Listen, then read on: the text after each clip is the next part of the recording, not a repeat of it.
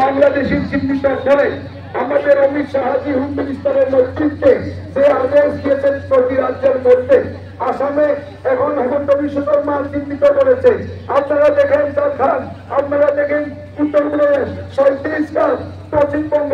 আমাদের আমরা চাই যে বর্তমান সরকার তাদেরকে আমাদের আরক্ষা দপ্তর হোক, প্রশাসন হোক এবং আপনার সুনাগরিক কিন্তু ফাঁসির কাছে আমার বিরুদ্ধ নিবেদন অনুরোধ থাকবে দূর হাতে দূরে আমরা ঐক্যবদ্ধ ভাবে আমাদের সন্তানদেরকে সুরক্ষিত করতে হবে, আমাদের চিহ্নিত করতে হবে।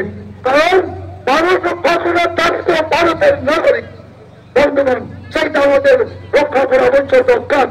আমরা জানি অত্র এলাকাতে অনেক বাংলাদেশি আছে, কিন্তু তাদেরকে আমরা চিহ্নিত করতে পারছি না।